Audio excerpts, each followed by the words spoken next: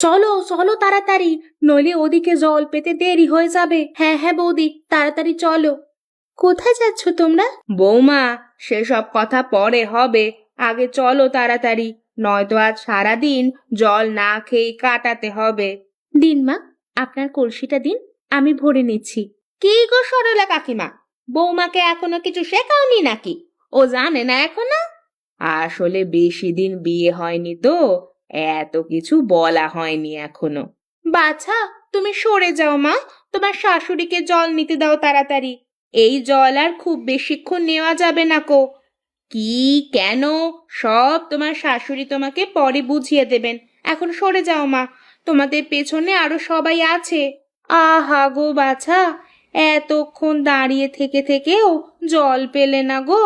খেয়ে পেছো নাকি বৌমা? ওকে আমরা কেউ জল দিতে পারবো না। কিন্তু কেন মা, ওনার অবস্থা দেখুন, এই ভরা পেট নিয়ে তখন থেকে দাঁড়িয়ে দাঁড়িয়ে একটুও জল পেলেন না। আমাদের থেকে অনেক বেশি ওনার প্রয়োজন জলের। হ্যাঁ আমি জানি, কিন্তু আমাদের কিছু করার নেই। আমাদের মধ্যে কেউ যদি জল দেয়, তাহলে আমাদেরই আগামী 7 দিন জল জুটবে না। মানে, এইসবের মানে কি? সে অনেক ব্যাপার, বাড়ি চলো বলছি সব। বৌমা, কলসি দুটো রান্নাঘরে রেখে এসো বরং, আর পারলে একটু চা করো তো। হ্যাঁ মা, আনছি, আপনি বসুন। জল দেব? আপনি তো হাঁপিয়ে গেছেন। না না, সে ঠিক আছে, সমস্যা নেই, ওরকম আমার অভ্যেস আছে। তুমি যাও। আমি জানি তোমার মাথায় অনেক প্রশ্ন ঘুরছে, এসব কি, কেন, এরকম অদ্ভুত ব্যাপার স্যাপার কেন ঘটছে, তাই তো? না মা, আসলে সবকিছুর ওপরে আমার মিনতির ব্যাপারটা খুব খারাপ লাগছে। ও তো একা নেই, ওর শরীরে অন্য একটা প্রাণ আছে, সেখানে তাকে জল দেওয়া নিয়ে এত সমস্যা, এটা ঠিক মেনে নিতে পারছি না। হ্যাঁ জানি বৌমা, কিন্তু কি বলো তো, একদিন জল না খেলে ওর হয়তো কষ্ট হবে ঠিকই, তবে ওর প্রাণ সংশয় কিন্তু হবে না। কিন্তু আজ যদি আমরা কেউই ওকে জল দিতাম, তবে কিন্তু ওর প্রাণ সংশয় ঘটতে পারত। কিন্তু কেন, কি হয়েছিল মা? শোনো তাহলে, আমার শাশুড়ি মা আর দিদা শাশুড়ির থেকে শোনা এই গল্প। এক ভোরে একজন ক্লান্ত পরিশ্রান্ত জাদুকর আসে পাথুরে একটা গ্রাম, জলকষ্ট অন্ন কষ্টে ভরা। ক্লান্ত জাদুকর একটা বাড়ির সামনে এসে অজ্ঞান হয়ে যায়। সেই বাড়িতে একটা ছোট্ট মেয়ে তার বাবার সাথে থাকতো। মেয়েটি বেরিয়ে আসে, সে ওই জাদুকরের সেবা শুশ্রূষা করে জাদুকরকে সুস্থ করে তোলে। মেয়েটিকে আস্তে আস্তে জাদুকর খুব ভালোবেসে ফেলে। স্নেহ মমতা সব মিলেমিশে জাদুকরের যেন গাঢ় পিতৃস্নেহ গিয়ে পড়ে মেয়েটির ওপর। জাদুকর ওদের বাড়িতেই থেকে যায়। ধীরে ধীরে ওই পাথুরে গ্রাম জাদুকরের জাদুতে সুজলা সুফলা হয়ে ওঠে। জায়গায় জায়গায় পুকুর, কুয়ো, হাতকল সব তৈরি করে দেয় সেই জাদুকর। গ্রামের সকলের জলকষ্ট অন্নকষ্ট সব শেষ হয়ে যায়। তারপর কয়েক বছর পর সেই মেয়েটির বিয়ে ঠিক করা হয়। পাত্র মেয়েটির থেকে বয়সে অনেক বড় ছিল। জাদুকর মেয়েটির বাবাকে বলে যাতে এই বাড়িতে মেয়েটির বিয়ে না দেওয়া হয়।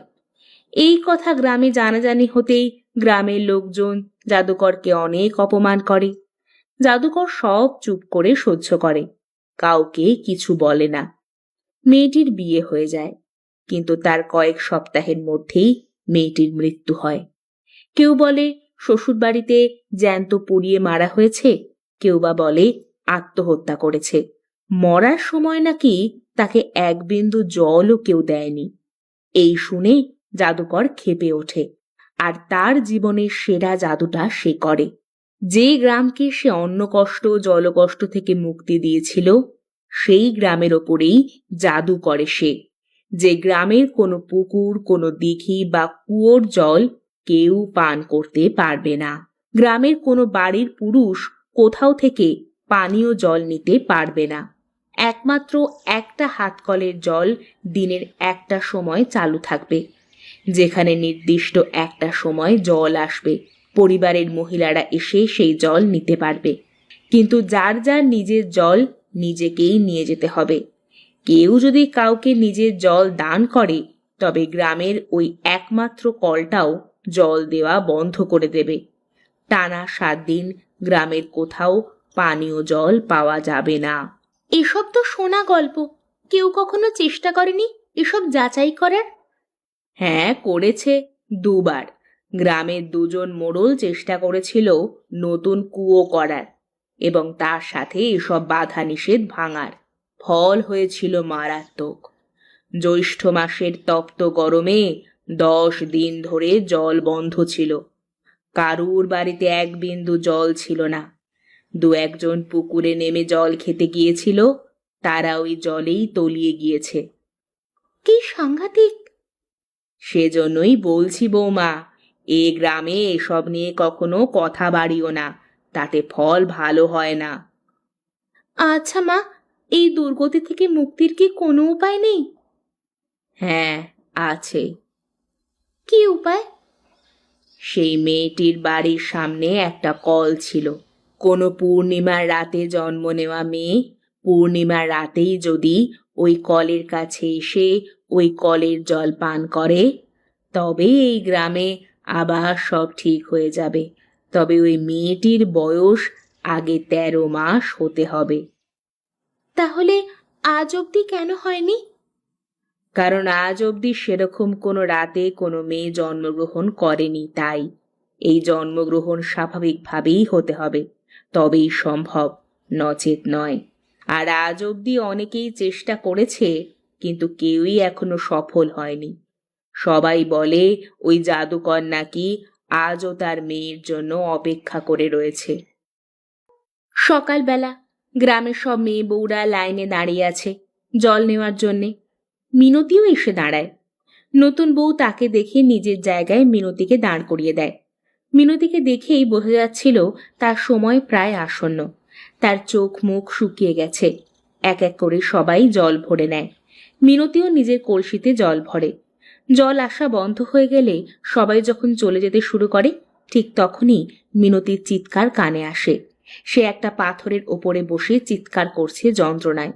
গ্রামের সব মেয়ে বউরা নিজেদের কলসি বালতি সব রেখে মিনতিকে ঘিরে ধরে। মা, আজ পূর্ণিমা না? হ্যাঁ, আজ পূর্ণিমা নিশি। সেজন্যই তো সকলে বুকে আশা নিয়ে এখানে দাঁড়িয়ে রয়েছে। আজ যদি আকাশে চাঁদ ওঠার পর মিনতির মেয়ে হয় তবে খুব শিগগির এই গ্রাম মুক্তি পাবে। দুপুর গড়িয়ে বিকেল হয়। এক নাগারে মিনতি চিৎকার করে যায়। ধাইমা মাঝে মাঝে গরম জল নেওয়ার জন্য বেরিয়ে আসে। মিনতির বাড়ির লোকজন সহ গ্রামের সবাই উৎসুক দৃষ্টিতে তাকায় তার দিকে, কিন্তু ধাইমা মুখ কালো করে আবার দরজা বন্ধ করে দেয়। মেয়ে হয়েছে! সবাই শুনে হৈ হৈ করে ওঠে।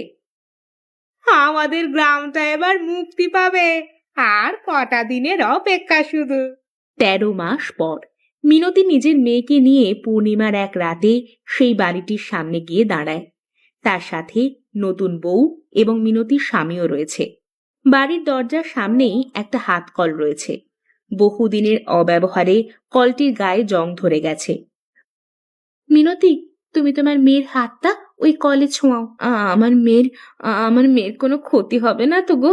এটুকু ঝুঁকি আমাদের নিতেই হবে বলো। এই বছরে এই গ্রামে তো কোনো মেয়ের জন্ম হয়নি। তোমার মেয়ের কোনো ক্ষতি জাদুকর করবেন না। মিনতি একবার তার কোলের মেয়ের দিকে তাকায়। সে খিলখিল করে হাসছে। তার মেয়ের হাতটা একবার কলের গায়ে ছোঁয়ায়। তারপর মিনতির বর হাত কল দিয়ে জল বের করে। মিনতি সামান্য একটু জল মেয়ের মুখে দিয়ে দেয়।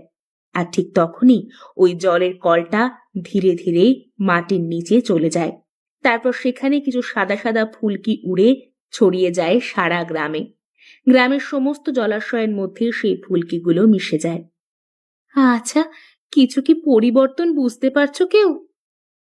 একবার একটু দেখা যাক বরং। চলো, এই কলের কাছে আমরা যাই। যদি সেই কল থেকে জল পড়ে তাহলেই বুঝতে হবে সব বিপদ কেটে গেছে। হ্যাঁ, জল পড়ছে। এবার মিনতির স্বামীও দেখে একবার। হ্যাঁ, জল পড়ছে। এতদিন গ্রামের কোনো পুরুষ এই কল ছুঁতে পারত না। এর মানে আমাদের গ্রাম সাপ মুক্ত হলো, তাই না নতুন বউ? হ্যাঁ মিনতি, হ্যাঁ, তোমার মেয়ের ওপর জাদুকরের দয়া হয়েছে, আর এই গ্রাম তাই সাপ মুক্ত হয়েছে। আজ থেকে এই গ্রামে আর কারোর জলকষ্ট হবে না।